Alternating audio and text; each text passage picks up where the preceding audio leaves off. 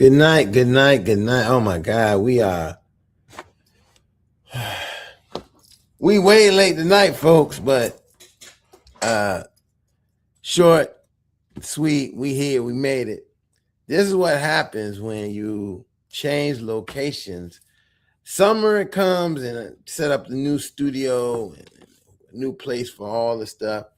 And when you have two StreamYards and you go on the wrong email, then it sets up the other one, and I sent out requests and things, but I started the show on a whole nother StreamYard, so that puts us here, and I understand that was people looking. I'm going to put the link to get into here for all the people out there who may be trying to get in, conversate tonight as we begin to start. But anyway, welcome to the Fatherhood Think Tank. Tonight we have tonight's just, I was thinking today, yesterday, about the shows we've been having have been very hard and heavy. And when do we have some fun and light type of Fatherhood Think shows? And so coming on the time and about Father's Day, I thought, hey, let's have something that is enjoyable, something that is lighthearted, something that can give us some, at moments, I believe, we give us some good memories, some good thoughts, and maybe some hints to our children of what we would like to be seeing during that Father Day shopping engagement that's going to be happening in the next couple of days. So again, welcome. I'm Dr. Ron, the curator of the Fatherhood Think Tank. I want to definitely welcome the fathers that are here tonight. I already did well enough production of who I'll do it at the end of the show. Let me go ahead and get these guys in here, introduce themselves, and let's get on with this conversation. Good evening, gentlemen. My name is Ed Tenney, father of three grown adults, granddad to two girls and a boy, and as always, I'm happy to be here and be a part of the conversation.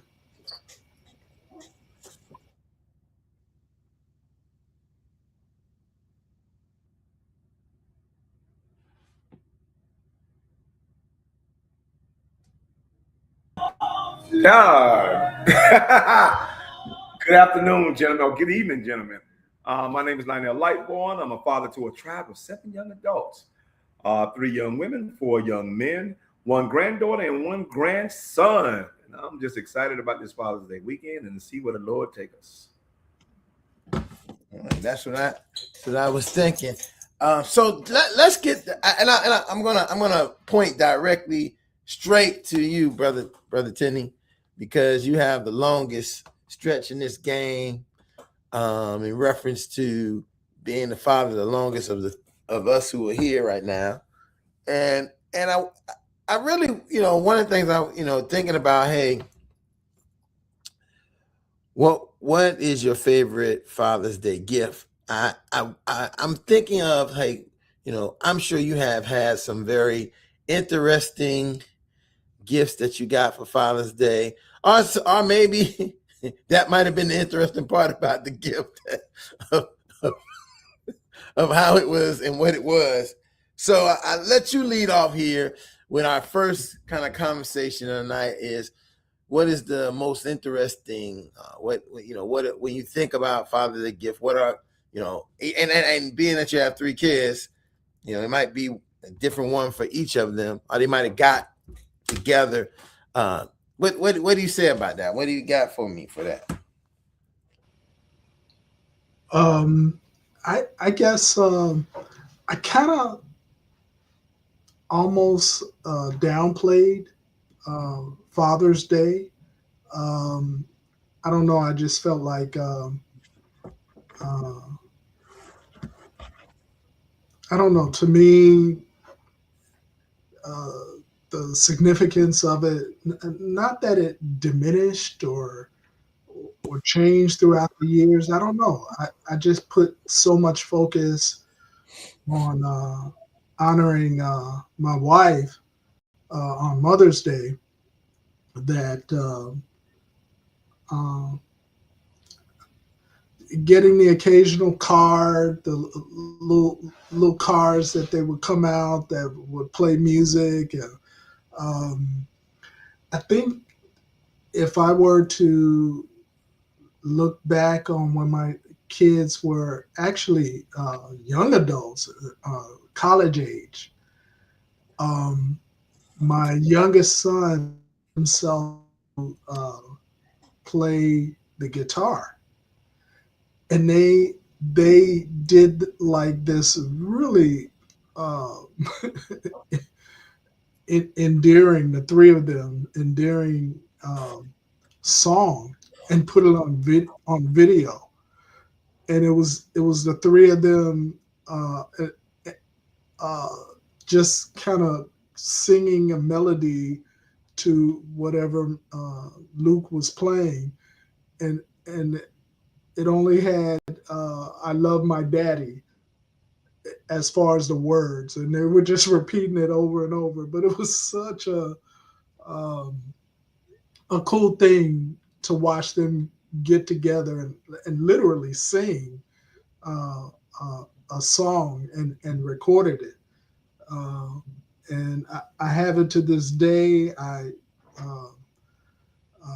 rewatch it oftentimes just to, when I'm in my feelings and I, want to see them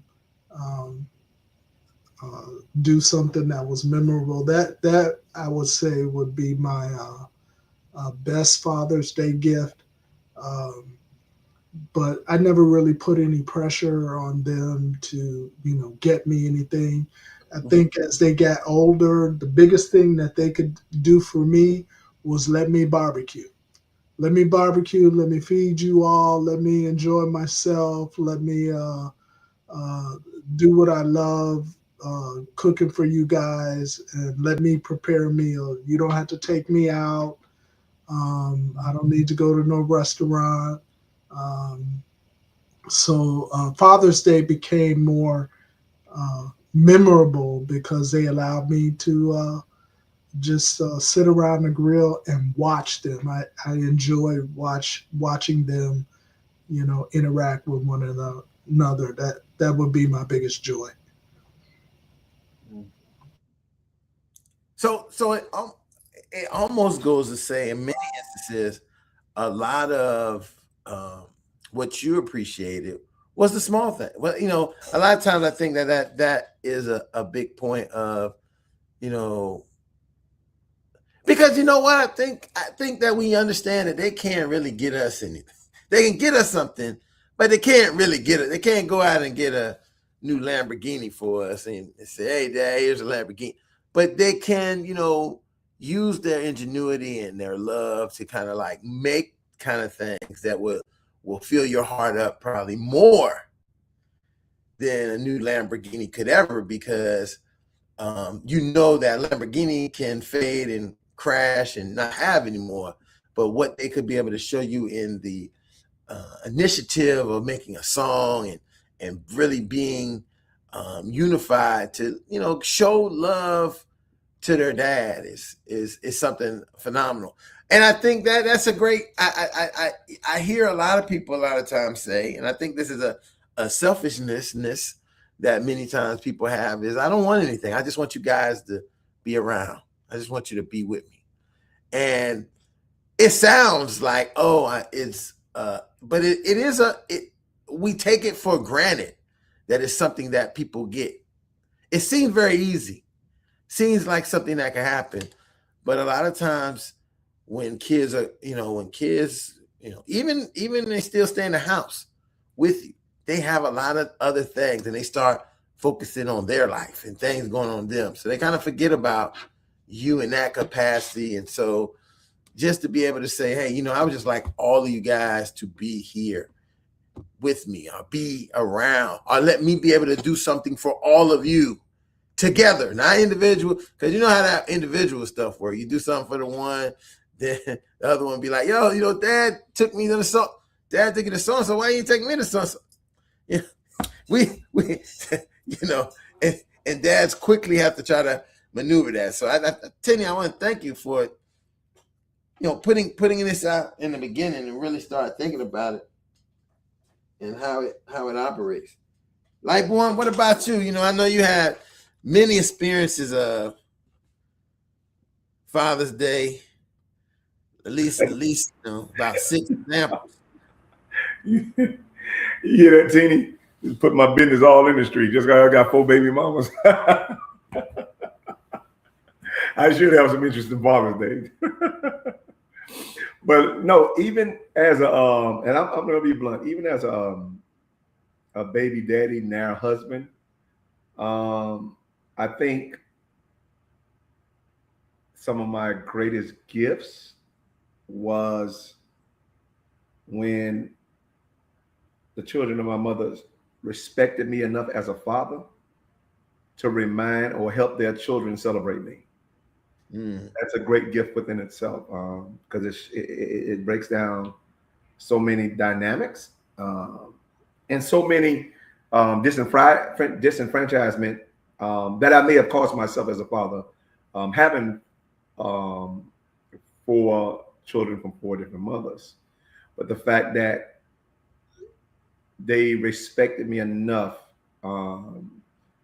to make sure that my children contact me to say Happy Father's Day, then that was like a double gift for me, because it not only showed that my children appreciated me, but it also showed that the mothers of my children appreciated me as well as a father, even if they didn't agree with me or like me as a companion. So that was just on so many different levels. But then as I grew older and I started investing more in my children, and as they grew older, even with my I want to say stepchildren, because I never called them my stepchildren, my children, my wife's children. My oldest daughter, who we're probably not seeing eye to eye now, but she paid me one of the greatest honors, because I got her first, because she was in journalism in school and she always wanted to be a writer. She's a phenomenal writer. And I got her first gig right out of high school. And she was working for a local hip hop magazine. Some friends of mine had a hip hop label called Icons. They made a few hit songs out here in South Florida. And she was writing for them. And she had a few publications. Matter of fact, she's so good, she made the Miami Herald the front page twice. That's how good she is.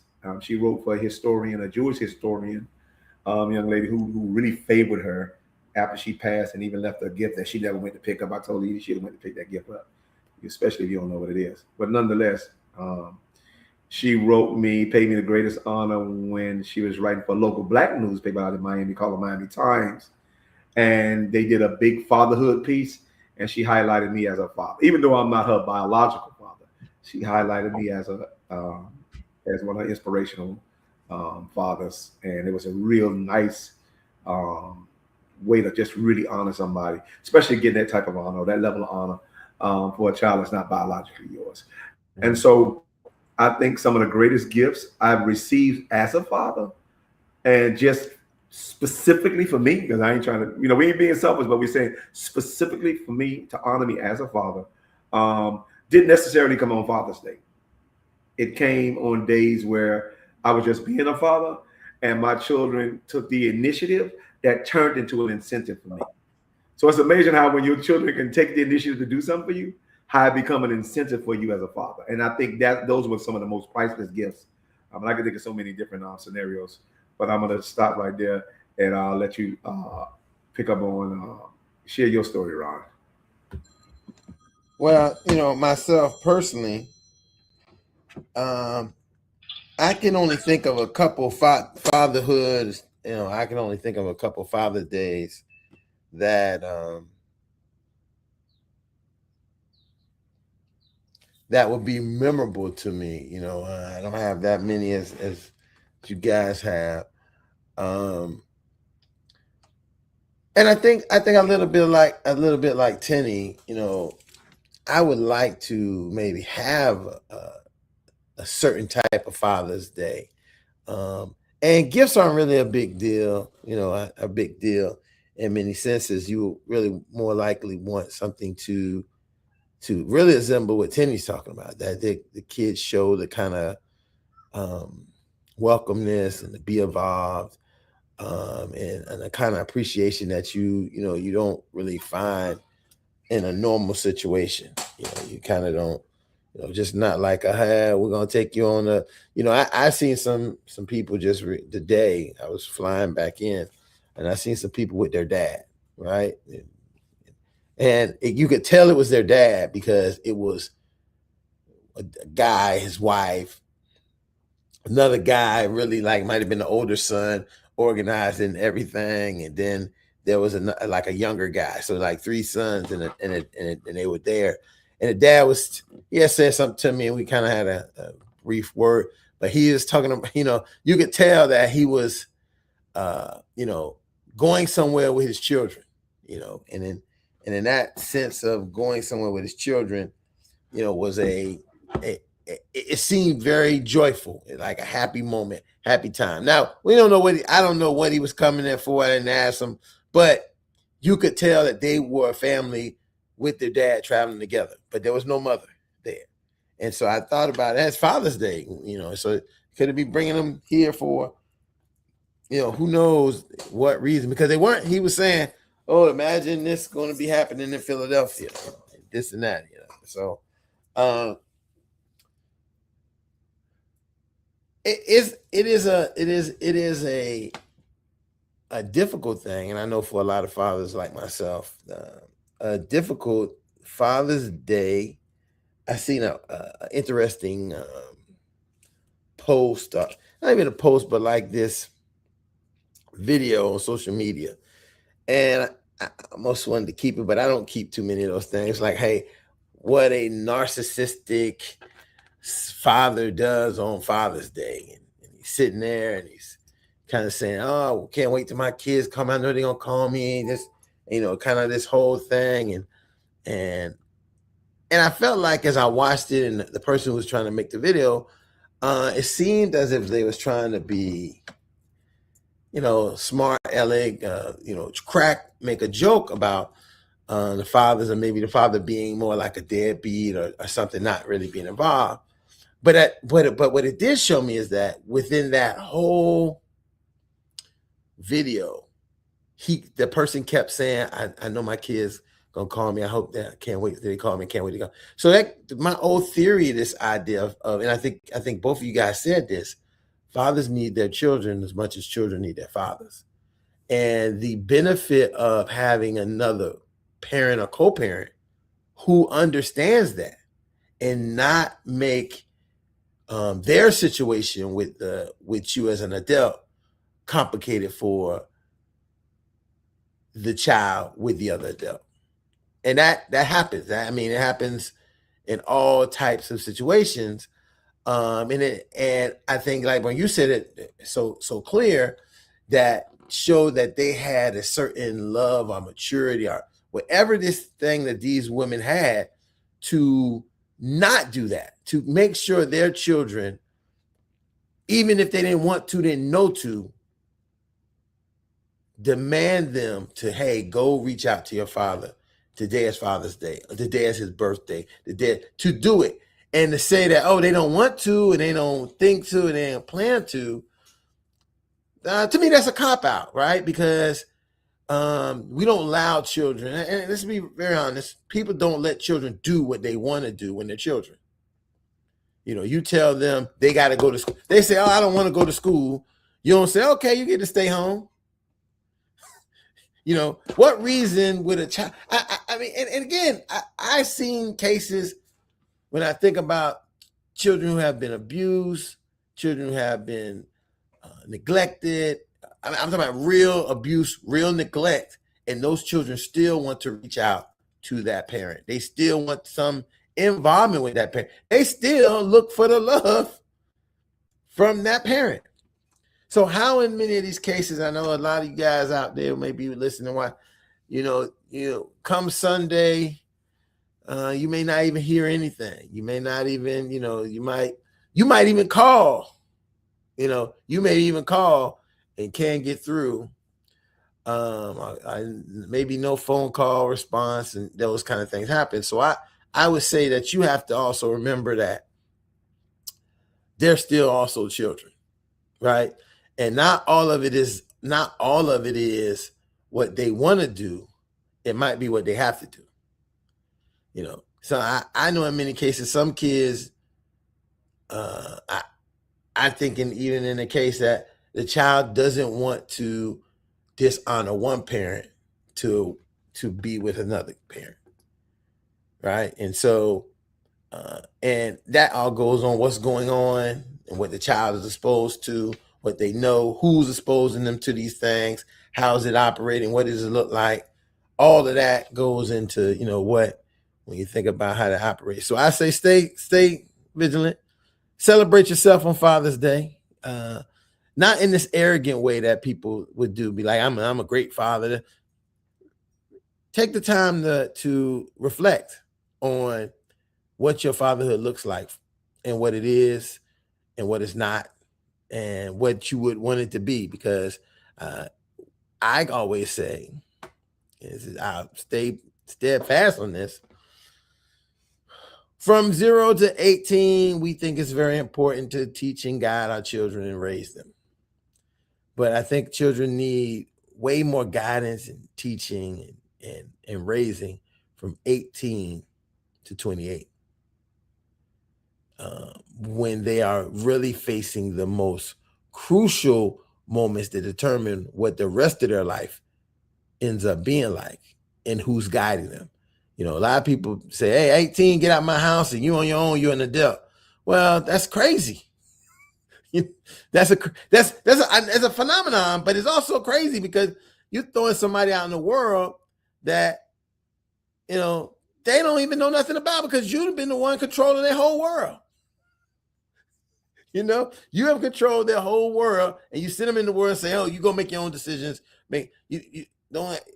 This viewpoint should be they go out into the world, live, and know that they have wise counsel, wise support from you 100%. If you agree or disagree with some of the stuff they plan to do, but you can always tell them that, hey, here it is. Here are some of the outcomes. What do you say? You always want to have that person sitting at the table, and every table you want to have a person sitting. You can be that person. I'll give you the money. Listen, I'll give you the money for that. I'll give you the money for the thing you want to do, my son or my daughter. But here's what my idea in thinking about it is.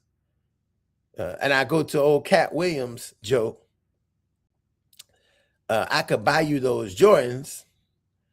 We could go down to Payless and you can get 6 pair of shoes. The ones that slide, the ones that light up, the one that have the wings on it. And you can just have a whole, same thing about the game. You want a PS3, a PS2, whatever it is, I can go take you down to the pawn shop and get you a Nintendo with 36 games. You know, and so that idea of presenting, because our children need to at some point know how to make certain choices and decisions. And whose role and responsible is that? A lot of times it's us as fathers. Mothers will make those decisions, they will do it, but it comes very different because a lot of times they're coming into a world that the person who they're making decisions and the consequences will come from men who are like their fathers. Or men in general, not their fathers, but men. Let me be very clear. Men are the ones who are making these decisions a lot of times in our society. Where somebody will say, you give him a chance. Other men say, we ain't give him a chance. He should have came prepared. He ain't come dressed. He ain't a shirt and tie on. He didn't have no haircut. He came here looking any kind of way. You think we're going to give him something? For our young ladies, nothing is free. So don't think that because you're pretty, you're going to come in there and smile. They're just going to give you everything. And it's all gravy. That stuff doesn't happen either. Sometimes there's a lot of, I almost be careful what I say. A lot of unethical people in this world who will present options that are not something that you may want, but they know it's something that they're offering that option that's something you don't want because it's something that they want. And you read between the lines if you understand, but that kind of stuff happens to our young ladies. and sometimes to our young men, but mostly to our young ladies, and they have to compromise some things that they shouldn't, and then who do they get to talk to about it? You know, I know if daughters come and talk to me about something like that, I'm gonna tell them firsthand, you don't need to do that. I gotta connect. I get you another connection. You don't got to put yourself in that type of environment, because you put yourself in that environment in the beginning, it's gonna go on and on and on, and then you might get comfortable with that kind of environments, and that's your next job, and the job after that, and then how do you get to sometimes live with yourself because you was trying to live better, have a better life. So that that's a long a long explanation, but it's one I hope that benefits fathers who are a lot like me, who are in the same types of situations. They may not be having. They're not on Sunday. They don't know if they're gonna get a call or not get a call. They don't know. They don't know what's going to happen. But they stay diligent in what they do. When birthdays come, they call. Christmas come, they call. The holidays, special things, they give their part. They present and say, hey, I'm here. If you need me, whatever you need. But you can't make, at some point, you can't make somebody respond if they're not responding. Some people tell you can. You should. I've heard people tell, oh, you the father, you should go over there and do. I'll tell you, brother, that sounds nice, but if you got anything to lose, I wouldn't do it. If you got anything to lose, I would just take whatever they say about you, whatever they do, and keep yourself safe. Because once you get caught up in the fish net, you might not never get out to sea. Let me say that again. If you get caught up in the fish net, you may never get out of the sea. So you just got to be careful. I don't think fatherhood appreciation or fatherhood gratitude or gratefulness comes by way of intimidation. I think that a person being appreciative or grateful for you comes by way of inspiration, and that's the fact that you can sow enough inspiration, because it's just a stereotype that men are not good at remembering stuff, and that's not, especially important things in the life of any relationship where they got, whether it be the life of their spouse or the life of their children. And so, of course, that's a stereotype and a misnomer that's played out in media and different sitcoms that have father as the comic relief, or use fatherhood as a comic relief, that it's expected for us not to remember the important things in the lives of our children or our wives, which is totally a fallacy for me, because my oldest son is 35 this year, and my youngest daughter is 22, and for all those years they'll tell you he never forgot. And so I think if you do enough of never forgetting, and you sow enough never forgetting in the lives of your children, or guess what, in the lives of anybody, then that will eventually reciprocate in your life when it comes to those important days. And it may only be two. It may be just be Father's Day and your birthday. But I'll take either or. I give them one for the other. If they remember my birthday and forgot Father's Day, good. If they remember Father's Day and forgot my birthday, good. I'm good with any way, with with either of it, rather, because I didn't sow for that reason. And I'm gonna be honest with you, I didn't sow expecting reciprocations that will benefit me. I sowed expecting a reciprocation that will benefit them, right, to be better. And then as they become better, then that embetterment will benefit me, if that makes any sense. Mm-hmm. And so they honor me, and the greatest gift for me is for them to become their best selves or their better selves. And that's what I'm honored. And guess what? that's a fatherhood gift that can happen daily, monthly, yearly, or whatever the case may be. Because just to see them in good standing, just to see them become good men and good women is the greatest gift of all, as far as I'm concerned. So that's how I see it. That's an excellent way of articulating that, Brother Lightborn. Just the blessing, the reward, the just being able to see uh, them doing life and doing it well. Man, it's just I'm actually, honored to be able to witness that, and I guess that's why um, it was so important for me as they were coming up as young kids to sow into them, as you said, Brother Lightborn, as many good memories as possible.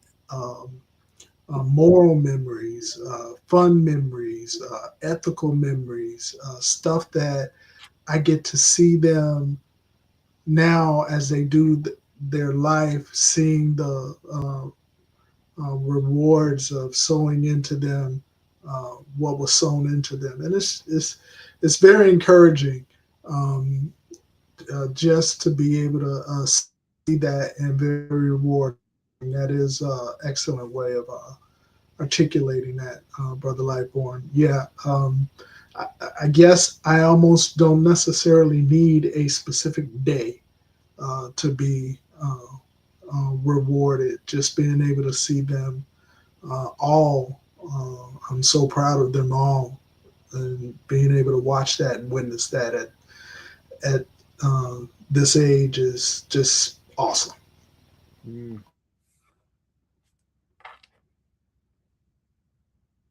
And I think that so often I don't think that people really think about, like, the commercialism of Father's Day is minimum, right? Minimum at most. But I think the mental capacity of Father's Day is very high. Like for example, I thought about this recently, how Father's Day has to now, for many of us Black fathers in the community, has to be shared with Juneteenth, right? So people might be more festive in celebrating Juneteenth, and then Father's Day is coming up, we get some of that on the back end, Juneteenth, right? And you can't imagine that they would put any holiday around Mother's Day. They wouldn't have something that's going at the same time as Mother's Day. Not as a competitive thing, just that it will be highly thought about because there is a high regard. And I think you said this yourself, Tenny.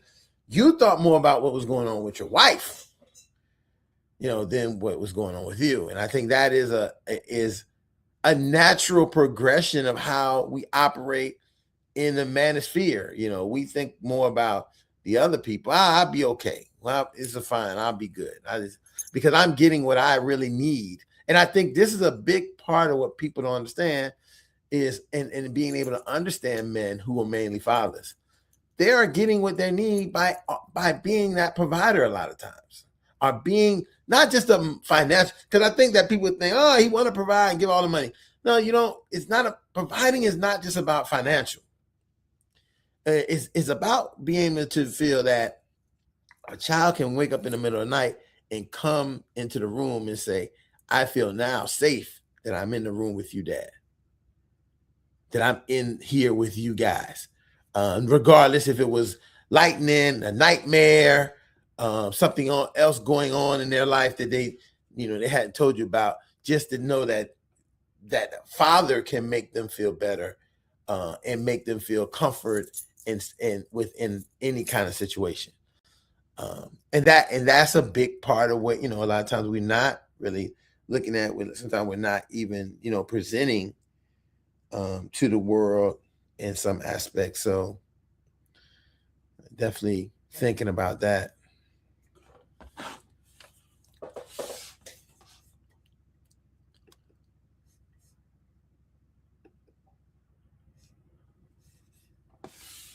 My next question is, since we went there, my next question is one that, what was, if you can think of a process and think about because I love to talk about transgenerational stuff. What do you remember, or what was the time or the thing that you remembered best about your father and Father's Day? If there was any correlation, a gift, a experience, a moment, um, something that occurred, you know, that relates to you now being a father and how that related to how you think about that in reference to this experience that you had with your own father around Father's Day. Oh, that's something, because that's a whole different dynamic for me. Because, and I think I'm what they call it, receiving the repercussions for something that or for a child that I may have been unconsciously, because I think socially, women are always seen rather, or it's popular to see women as, I want to say needy. I want to say like vulnerable, and to be protected and provided for. And because of that, I think I always had a bias that my mother may have needed more than my father did. And then to a certain extent, my father may have not needed anything at all. And so I may have disregarded his humanity and the fact that he really had feelings and stuff like that, that I didn't think were real, right? Because if you make your dad this superficial Superman, like most of us did, or you make men this superficial Superman, then we'll tend to disregard their emotional or psychological needs. And so when I could have said a whole bunch of things that could have really added to his humanity and the integrity of him being a good dad, because I did have a great dad. As a matter of fact, I had a great dad and a great stepdad, so I was double blessed. But I think even with both situations, I think I treated both great men less than great, if that makes any sense. Because I was conditioned to treat them less than great and not give them the compliment that I thought may have rescued my mother more than it will rescue them. As a matter of fact, I don't think in some cases, I didn't think the compliments would have even rescued my dad like it rescued my mom. And so, not saying I never said anything, thank you, or showed no type of appreciation, because I didn't buy my dad gifts and stuff like that. But I think I could have gave him, both of them rather, for the lack of a better term, more priceless gifts had I really expressed to them what they really meant to me at the time, and how much impact their roles in my life played on my life. So, but I always showed gratitude and stuff like that. For the most part, I was always a respectful kid. I remember my stepdad paying me one of the highest honors, and he went to his grave saying this. He said that I never said, he said, never. And I mean, he used to brag to people about, not me, he used to brag to other people about this, his own kids. He's like, man, he never, ever said disrespect me, not one word or deed, never. He said, all the years I know him, he never said one, we never had one argument, he never disrespect me. And that man, my stepdad, went to his grave saying that. And once I came into the knowledge of that, and I valued that knowledge, then I made sure that he would go to his grave, never being dishonored by me. Well, then my dad can say the same thing, because I was able to, by the grace of God, I was able to accomplish some things he didn't accomplish. So he didn't get to graduate high school, but he got to come to my high school graduation. Not only get to come to my high school graduation, he get to witness the fact that I was the president of the whole school. And so that the fact that all of that things, and it's not so much that he asked for it. I think on that particular day, graduation for the most part, and graduation from a kid is the ultimate gratitude for a parent, right? I think that's why we make such a big deal to it, because I'm like, yeah, make a big deal out of it, because graduation for a child is a child's way of showing gratitude to their parent. And I was able to show gratitude to my parents because I had my dad there, my mom there, my stepdad there, and they, in the school I was at, they funded the whole thing. So we eating on Key Biscayne. They got ice sculpture because we was the founding class of that particular school. And then coincidentally, your son is the president. And so I don't even think they understood the magnitude, and I don't think I did at the time, of how well God had blessed me to honor them within that particular moment. Because when they was like, wow, I didn't know my son was doing all this. And I was like, the truth of the matter is your son didn't know either. I just wanted to honor them with something. And I think once I graduated high school, that was, I guess, the ultimate gift I can give both of them, and the ultimate gratitude I had within the scope of my capacity to give my both parents. And my dad was, man, he was so proud. You could just see him up there with a little suit on and everything. And you heard me, Tinny, just coming in there, because you know the older generation, they come up with their little suit on. And he just came and he was just sitting there proud, gleaming from ear to ear. Didn't really say much. I could see the gratitude or the magnitude of the gift within their smile in their face. And so I know, even without them saying anything, that I had done well just in that particular moment. So that's just so many different ways to really give your parents, mothers and fathers Day gifts. I think we give it better on the days that it's not Mother's and Father's Day. I think the days just is Mother's and Father's Day is more symbolic, but the sacrifice starts on the days either after or before leading up to Mother's and Father's Day. So I'm gonna leave it right now. Well, I remember growing up with my dad. We kind of celebrated at his favorite restaurant whenever we had a chance, which was Red Lobster, so he could order himself some shrimp. And I do remember enjoying those Father's Days where it was just the four of us, my sister and myself, and mom and dad. You know, we'd go out and celebrate Father's Day. In my adult life, we spent most of our years in separate states. They were in Texas, we were in Florida. But I made sure that he would get the traditional card, but I would also make sure I would call him.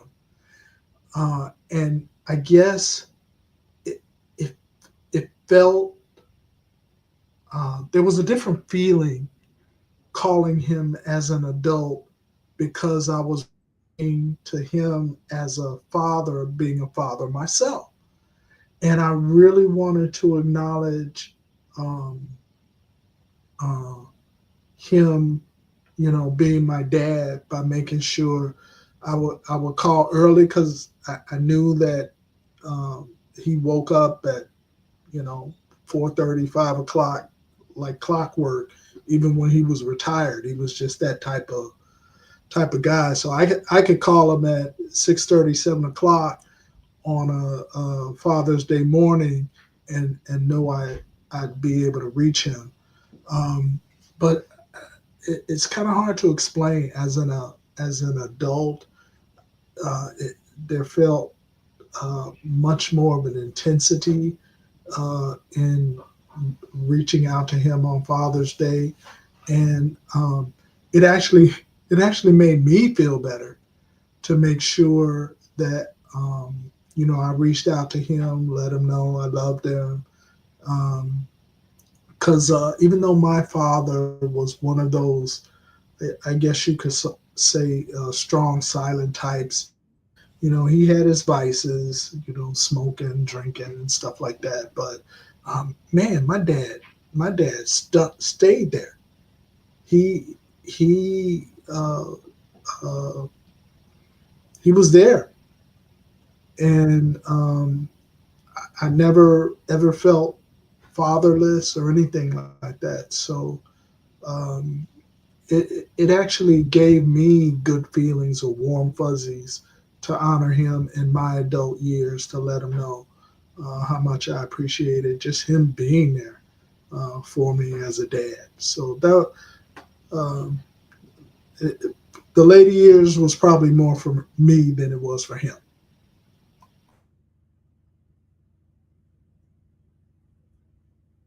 Wow, that's Well, we definitely want to hear you, Ron, because you got a fabulous relationship with the father that you still have. So please indulge us.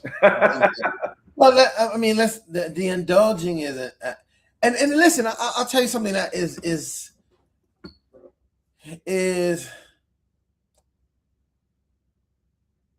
Father's Day, and here is a paradox within the idea of having the relationship that I have with my father at this present moment. And it probably comes from us being two men at this point, versus being the idea of a father son, right? Growing up, being and I would say not disconnected from my father, because I was connected to him, but he was not present because I wasn't where he was at, right? So if you're not, one of the major conflicts with people is they'll say, oh, well, there's a difference between a father who lives around the corner or lives on the other side of town and a father who lives in a whole nother part of the country, right? And so a big part of that, and that what makes it difficult, because if you had a father who stayed around the corner, there's a likelihood that he would just come to your house. He would do certain things. He could come to your school and pick you up. He could do those kind of things. And if that's not the case, it would be up to whoever's around to give you this theory about what it looks like for that to be a father. So I will say, and I'm always transparent, that I have many father figures. So when we talk about fatherhood and having fathers, I contribute a lot of my nature to my father, but I contribute a lot of my nurture to the father figures that I had around, being that in his extension. So there was an absence, not because of an absence of, and I won't even say an absence of not wanting to, it's just sometimes, and I think that we don't think about this, there's an absence a lot of times of not the ability to even be. And I hear people hold accountability to people, be like, well, if you got kids, you should do this and you should do that. And I think that's if you have the privilege to do so. Not everyone has that same privilege. Sometimes they don't even have the same opportunities. They could do something. And then I've known that people would turn around and say, well, why did you do that? We had a lot of incidents with fathers we see doing things, and then people say, why did this guy do this? Why did that happen? Why did he just do this?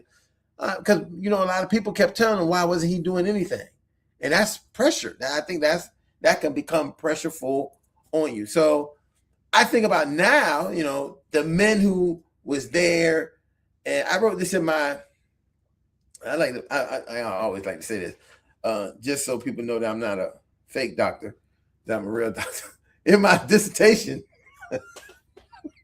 that I wrote in the forward, the acknowledgments and all that, I wrote it was dedicated to the father figures and my father, not to just discount them, because those men, I had 3 stepfathers. I learned something different from all of them. I had some other role models that was involved, in relationships. that was there. And then I had, then I have mentor types of people who were father-like and who had nothing to do with my family other than just with me, who was a mentor to me. And you begin to learn from that. And so I felt like I've been at an advantage. So when people say, hey, you seem to be a well-rounded person, you got this, that, and the other. Well, I will use this African proverb. There was a village of men who contribute to who I was, with the foundation based on who my father and his biological nature, who he is and what's inside me. So, it's funny because I'll say when we think about Father's Day, me and my dad probably will get together. We'll probably go to a Juneteenth thing, and that'll be part of our Father's Day activities and this and that. And sometimes we give each other gifts, just in giving, but that's not a big part of it. I think that our relationship of having a man who, yes, he says he has all kinds of things he likes to tell me. He suggested, he believes that I don't listen to it too. He has this idea that because I think I know everything, I don't listen. And literally, I do listen. You just may not know that I'm listening. You may he may not pay attention and observe, because a lot of times people tell you stuff, but they don't go and do the data to find out if you changed. I find this when you're dealing with people in relationships, they say, I want him to be like this. I want her to do this. And then you go and ask them in the session and say, hey, where did you see them change or not change? And they don't have any of them. They say, I don't know. Well, did you put a makeup? You got to pay markers. You got to look and see. Like if you said, hey, I would like you to, when you deal with me, I'll use one of his pet peeves. If you would be around, don't be on your phone. Be in the time and the place with the people. Don't be on your phone. Don't be on your phone. And so in many instances, he had not even recognized that a lot of times I'm not even on my phone. He doesn't recognize it until maybe something happens on the phone and I might have to pick it up. Right? But I'm not there on the phone because I know that, quote unquote, is something he doesn't. He thinks that you should be in the space. But again, that is something as a grown man that would have still been something that when I was a child, he might have had something about. This is why I say parenting as fathers doesn't change. You might learn new things. You might do it a different way, but who you are doesn't change, and the things you like or don't like don't switch up. And so that's why I say for young people, fathers who don't have that interaction, the involvement, engagement they want with their children right now, you can have maybe a wonderful experience with them when they're no longer when they are no longer in an opportunity of being gatekept. Like they're not in a gatekeep situation. They're out of the gate, they're outside. And so you can enjoy them on the outside and be involved with them while they're on the outside. So that's one of the things I'll just put in atmosphere. But I would say, when I look at our relationship at this present moment, it is, most people would not believe that we wasn't just raised up in the same house, taking me to school and changing my diapers and that. Because a lot of times people don't even believe that we father and son. So, because he looks so much hipper and flyer than me, and I look like an old professor trying to research project. So they're like, "Oh, y'all brothers," and we have to tell them, "No, we're not brothers." And so then he's not my brother, then that means, "Oh, you looking good for whatever age you is." Ooh, wee. And then basically that what that say to me is, I'm an old hag. So, but again, it is. I say this all to give people who haven't had and who think they don't have the opportunity, because maybe my dad didn't think he would have the opportunity to have a relationship with me that he has now. My relationship with him instills in me that there's an opportunity for the relationship I have with my own child. Maybe not now, but when the time that they can come to me free of whatever things, and they can, what I like to say is they can get their own truth. based on their own experience with me.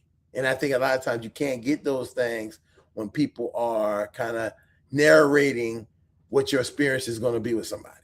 You know, there's this idea of what experience could be, but young kids are impressionable. They will kind of like, you could have spent every day of your life with them. There's an opportunity for somebody to come in and twist that whole thing around, and they will forget all of that. And you have to be, as the mature adult, realize that, hey, you can't hold that against that kid. Because kids are kids. That's why they're kids. That's why there's a thing called consent. That's why you're that parent. You have the responsibility to up until 16. And then we know that that's not even reality, 16 to 17, because their frontal lobe doesn't fully develop until they're at least about 25 or 26.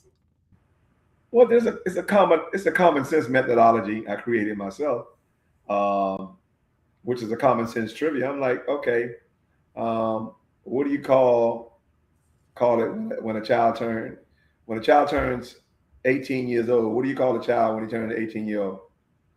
And people are like, well, an adult? I'm like, no, a professional child. So the fact of the matter, I'm like, because that's a common sense trivia. I'm like, he's a professional child.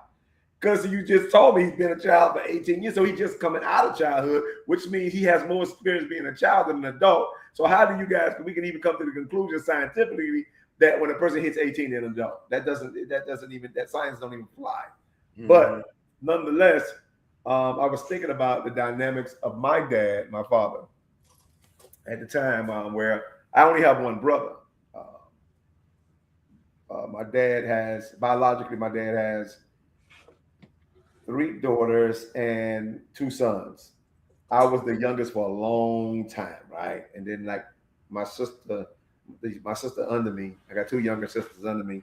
They came later on, like 10 or so more years later on. Matter of fact, my youngest sister is the age of my youngest son. So you see those dynamics. But hey, we got that in common, right? There you go. My brother is younger than my youngest daughter. There you go. Well, you understand. I'm preaching to the choir. So nonetheless, I think my brother, and we never said it. I think we said it, but unconsciously without saying. I think my brother and I, we envy each other relationships with our dad, same dad, 2 different brothers. But we envy our relationship because we got two totally different relationship with my dad, because my brother envied the relationship I have with my dad because I had my dad in my life as a child. My dad didn't actively become my brother's dad until he became a teen, like almost teen to young adult, which is 16 and above. So he didn't really acknowledge my brother until my brother was 16 years old, which made the relationship a little volatile. Fast forward, in his latter years, my dad had a relationship with my brother that I envied, because I didn't have the relationship as an adult with my dad that my brother had. My brother, I envy that relationship that they had, because they was hanging out, talking about real stuff, having a real good time hanging out. My brother sings at a club. He was, he has a band and everything. And then, of course, occasionally he'll let my dad come and sing on stage and stuff like that. So they was hanging out as men. Me and my dad never really had that relationship. And so I envy my brother for having that relationship with my dad as an adult versus him envying me having the relationship I had with my dad when I was a child.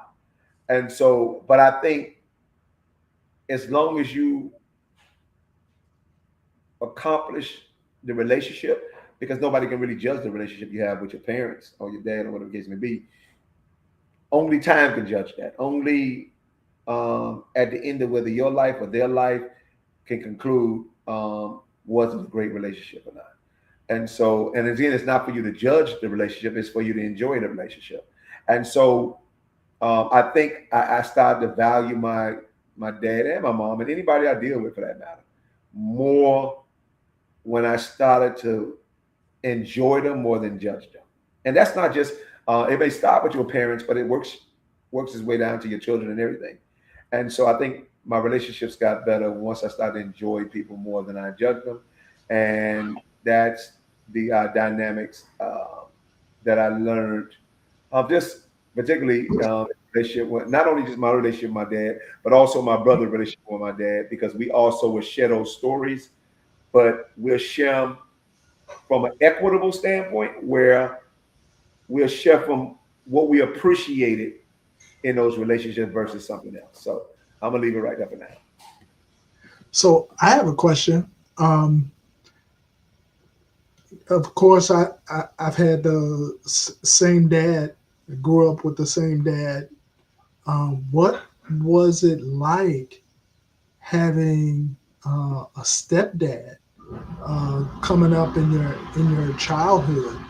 Um, did that color anything? How was that? Oh wow, the dynamics change with that because you have two, like a different organism per se that's going on, right? And so you get to value the person your mama needs. That's when the stepdad come in, because um the way he loved my mom and took care of my mom and stuff like that, then it was a no-brainer. It was no competition, because you're talking about a man who was my father versus a man that was a husband. And so the appreciation and the equity was on two totally different levels. Matter of fact, they wasn't not even in the same height, right? So it was never really no competition, because my dad is my dad and my stepdad was my stepdad, but my stepdad earned his points for the patience and the love that he had for my mom, that my real dad didn't even survive it. You understand? So it was no, both of them are winners, because my dad is a winner because he's my dad. So he wins that championship. He will always hold that championship. He'll probably never lose it. But my stepdad held a championship of being a great husband, which is something, guess what? I never knew that I needed to know. I didn't. Who knows that? You can't take for granted at failing at being someone's husband, or failing at being the husband of your children's mother. You understand? And so I still needed to know how to be successful with a woman.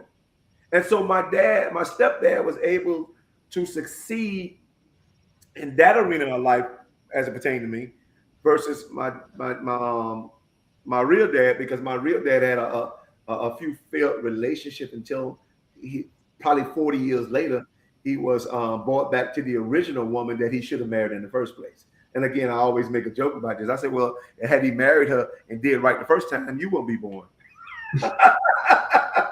So, but the dynamics is and I love when God said all things work together for the good for them who love the Lord. And I've learned so much from that. So they was never in the same fight to begin with.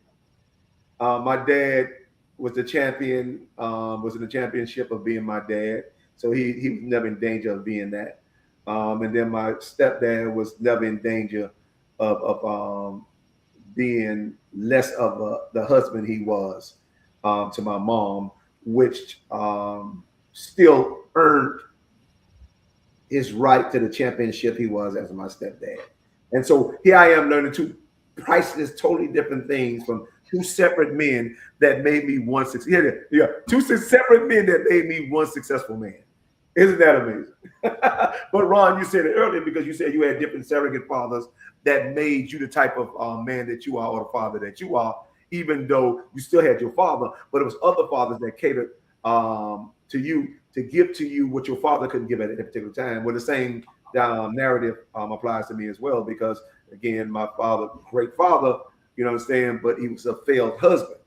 And then I had a stepfather who was a great husband, you understand, and that just ran over into the fatherhood, the component of fatherhood that I need to learn about, because I don't think that we really acknowledge the fact that there's a certain equity that comes along. I don't even think we acknowledge the fact that what role that being a husband plays into a father, or if it is even significant at all. And this is the reality.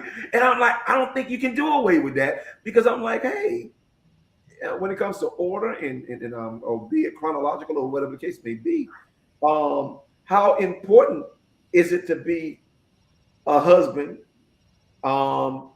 as you evolve into being a father?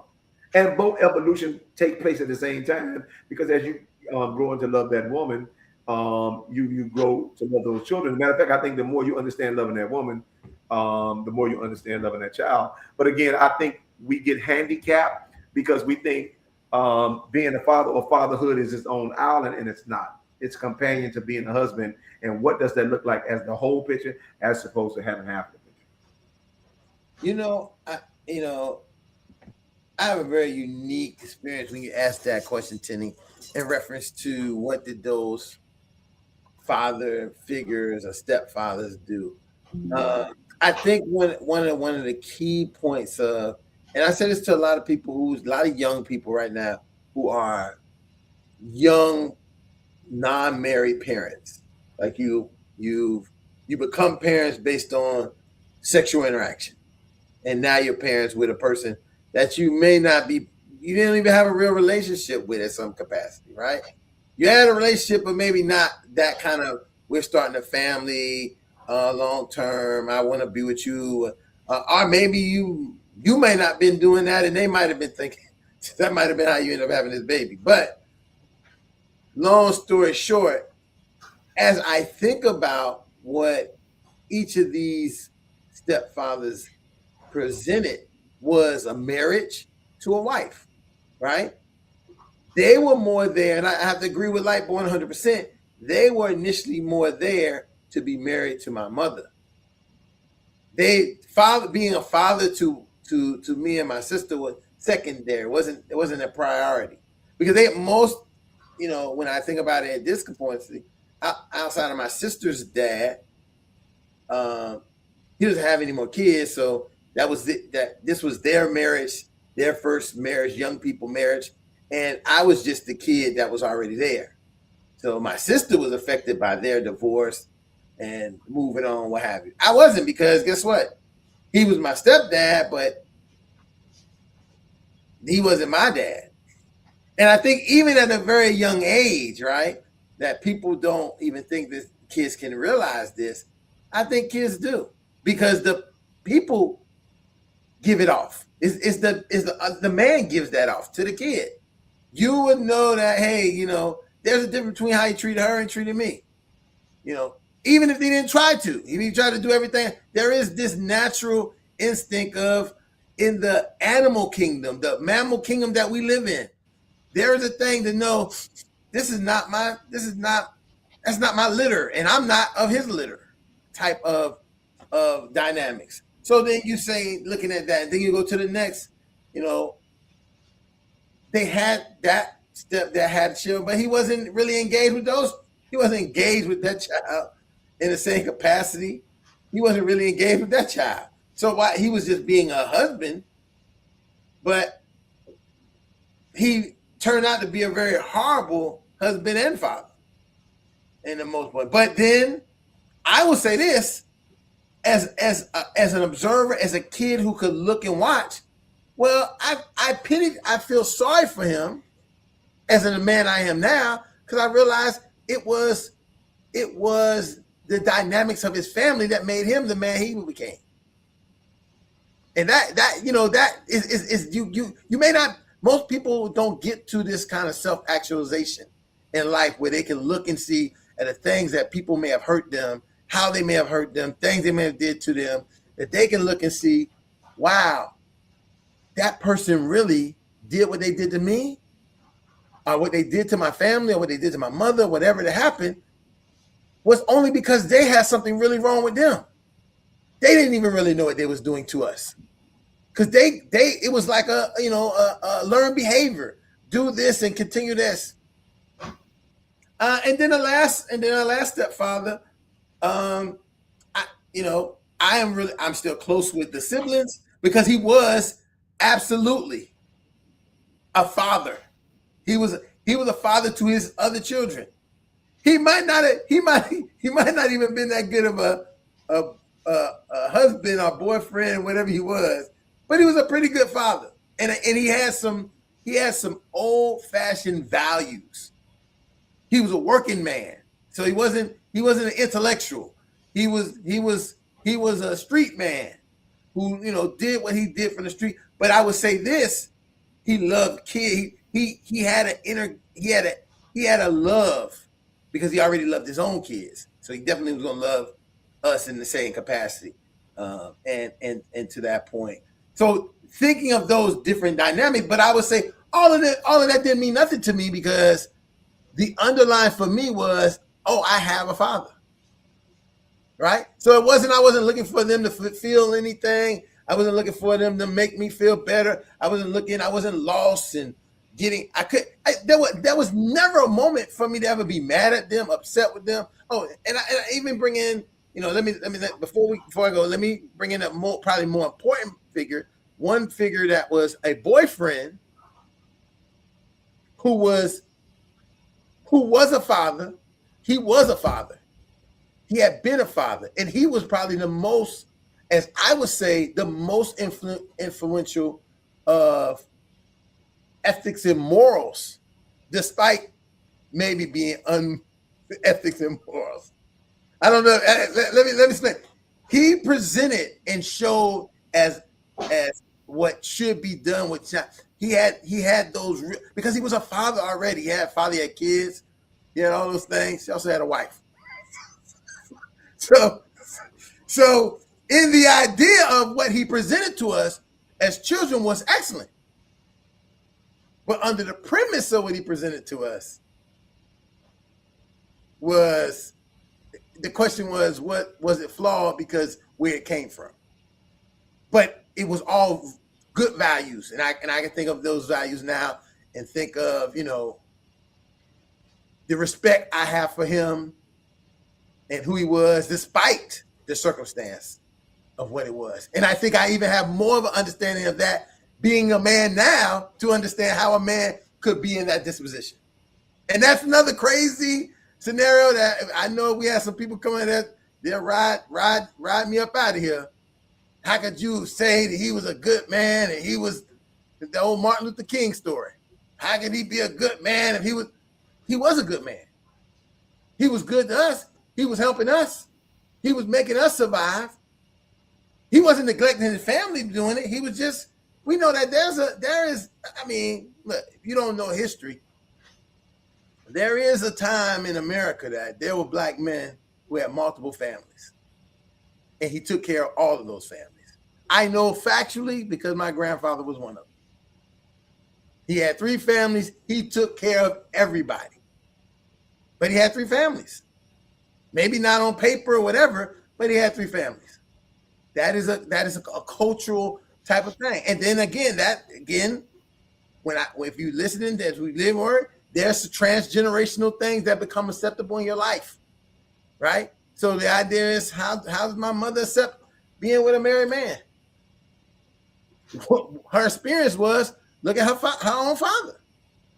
So you begin to trickle this thing. So I tell people, we have to let go of all the insecurity and feel bad and this person is this and that person is that, because once you become fully self-actualized of understanding life and how things operate, none of that stuff really matters. You take what good was from all of those things, and you also look at what was bad and say, let me understand why it's bad, because it wasn't about me. That's where a lot of people feel the bad things that happened to them had something to do with them, and then they take it in.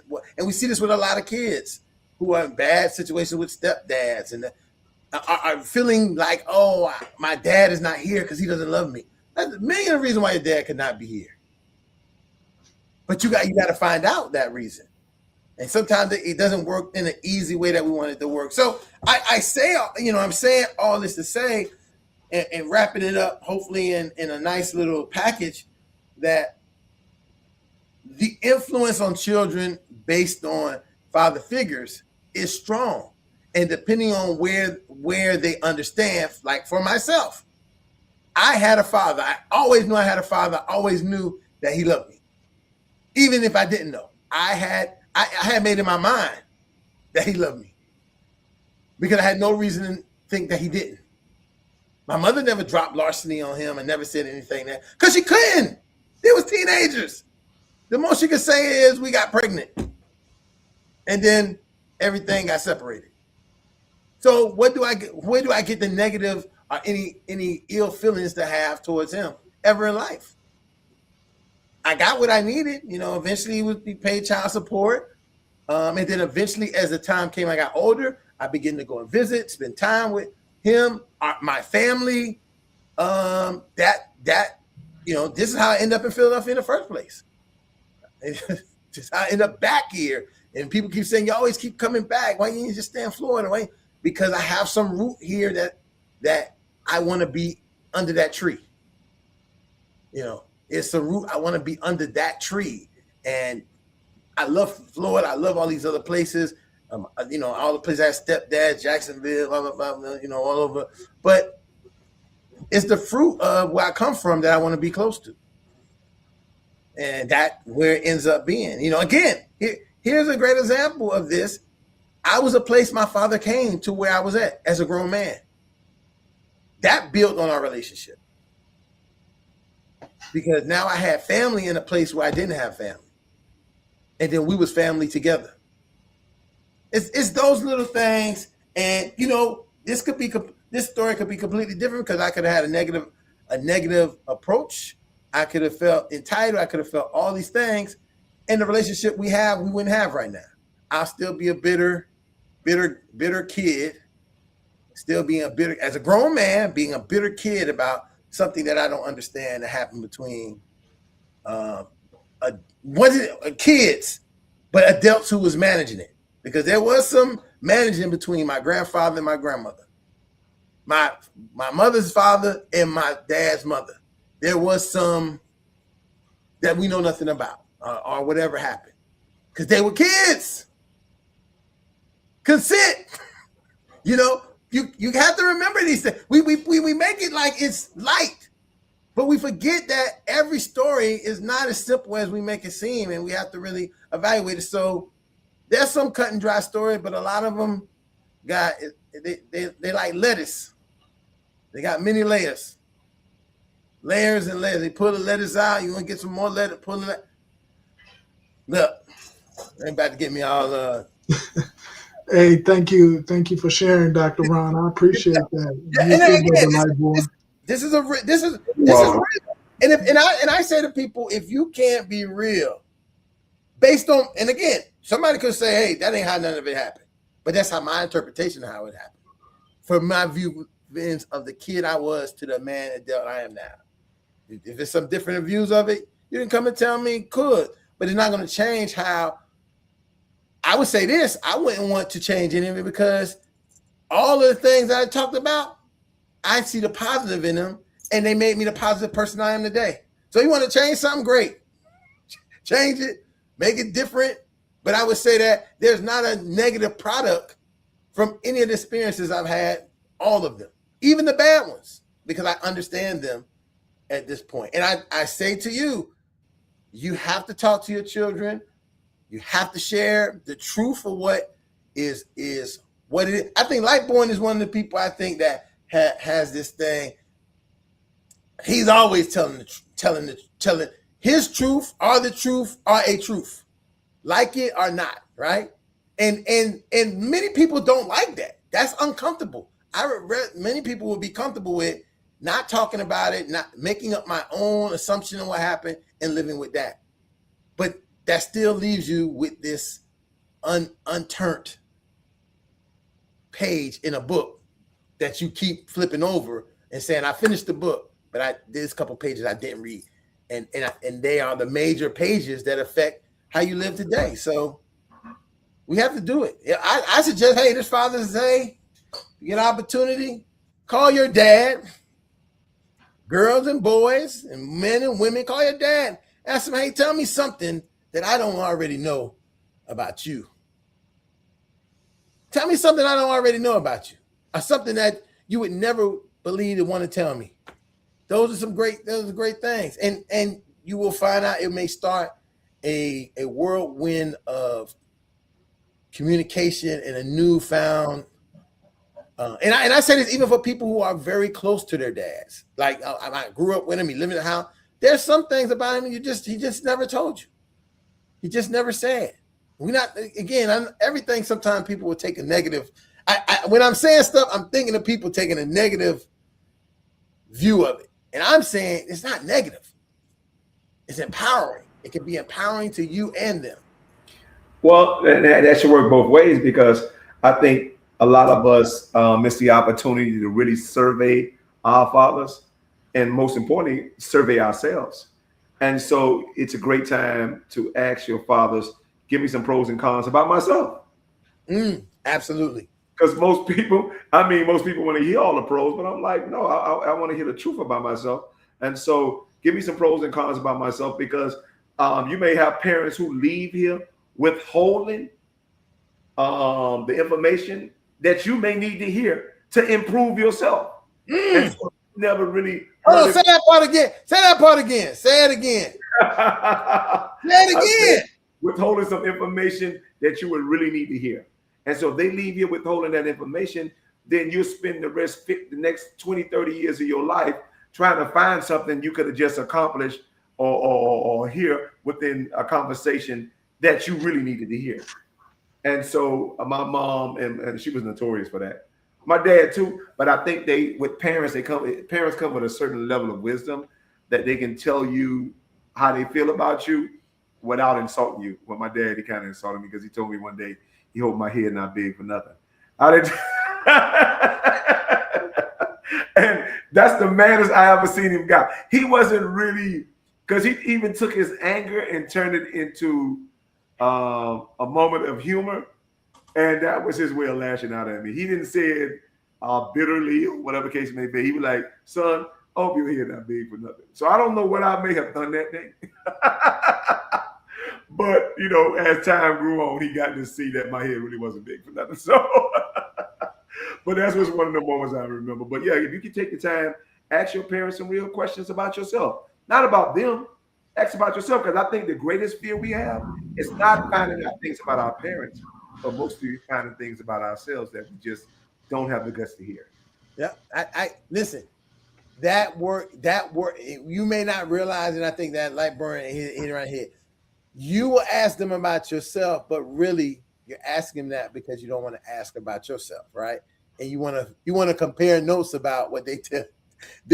Like Tupac said, you want to see a part of yourself that wasn't never shady, right? That lyric is so zeroed in my brain because yes, kids are very innocent initially, but they grow to be adults and have things that are not innocent anymore. And they begin to, do you want to find out, is this me? Or is this my history? Is this my family genetics? Is this, or do I need to work on something on myself? These things are important. So let's put it out there and let's get it together. Listen, again, we went over a little bit. It's okay because we started a little bit late, but I want to say, happy Father's Day to all the fathers, father figures, people who are going to be, who even happy Father's Day to those people who stand in the gaps as fathers. And it's important that, we acknowledge that and make point to it, because many times often we relate that children are only raised by two parents, but children are raised by the village, and the village includes multiple men who can be part of that father figure community. So I just throw that in there and recognize I still stay steadfast that, and I just have to say, Father's Day is for fathers, Mother's Day is for mothers. You don't need to be a mother and a father on Father's Day. You don't need to be a mother and a father on Mother's Day. just let the people have their day, or the people that has did the role, who did the role, because that's what we discount. There are people who did the role as fathers. They may not be the biological, but they did some roles, and you should more likely acknowledge them than acknowledging yourself as a father on that day, because you already got a day. You got enough work to be a mother than to have to be a father. Now I know that's going to spark some controversy somewhere. Probably somebody be telling me I did all of it, but there's some things, and there might be a teacher at school. There's somebody, some male somewhere, who's been a father figure to your child, one way or another. I know it. There's unless you live in the Amazon where all the women is, your child will have any male father figure. But if they live in the rest of the world, there'll be this man somewhere, some other how, to be a figure to give them some guidance and teaching that they need. Well, with that being said, I just want to go ahead and acknowledge some of our sponsors before we get out here with this chant. So, we have our main sponsor as always, JAG Attorney at Law, Miami-Dade, Broward, West Palm Beach. If you are looking for a lawyer to, service you, and I'm telling you, this man, hey, I'm gonna tell you, this man good, because I just recently was checking out one of his cases, and he got the case dismissed just by him coming on the case. So I know he must be doing something, because he just got on the case, got the case dismissed. So I know JAG Attorney at Law. If you're trying to get in touch with him, you can reach him at JAG Attorney at Law, Johnny A. Gaspar Esquire, j.gaspar@jag1law.com. You can catch him at his phone number is 305-827-8087, or you can hit him on his website, jag1law.com. One of our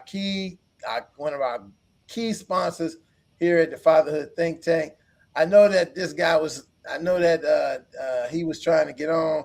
He probably was over there in the other thing. Again, I apologize for whatever happened. I got to make sure that doesn't happen. But we want to send a shout out to the Zeta Chi Q's Fort Lauderdale chapter of Omega Psi Phi, our partners through the Fatherhood Initiative. Always willing to lend a hand and provide fatherhood awareness in the Broward County area. So definitely our partnership with them through our Fatherhood Initiative.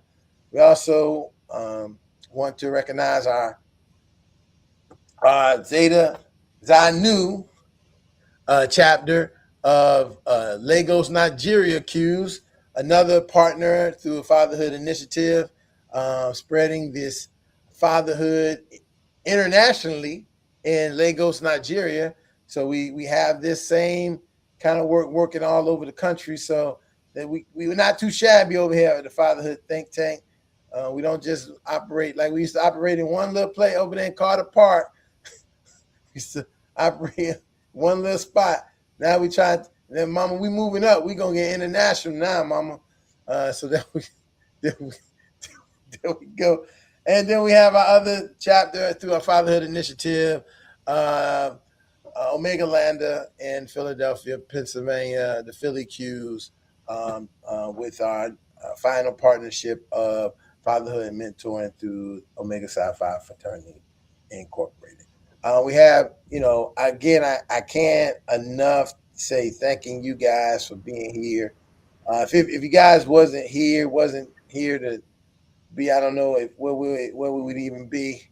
But if you can get in touch with us and you need some services, you want to get some help, there is a place to reach out to.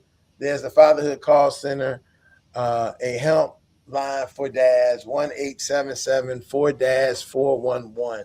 That's 1-877-432-3411. And that's put on by the National Responsible Fatherhood Clearinghouse and Fathers Incorporated. So when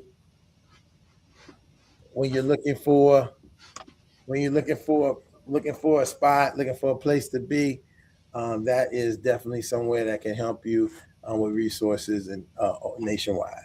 All right. With that being said, I want to thank you guys for being here. And when we do that, we like to sign off with our inspirational chant that helps us get ready to live the rest of our week until we meet again. So, Father, you repeat after me. I am. I am. I am. I am.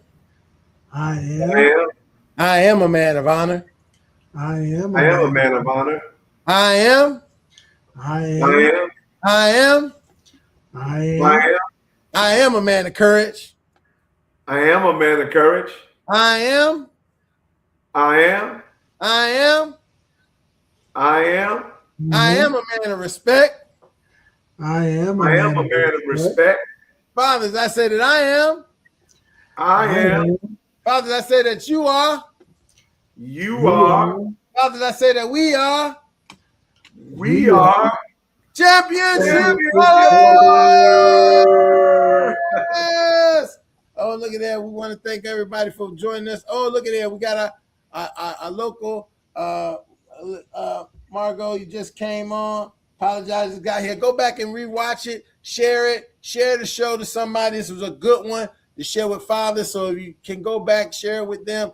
Let them see it. Like, share, subscribe. We want to try to, as much as possible, start to really work on our subscription. Not our money subscription, but the opportunity for people to see it and get parts of it.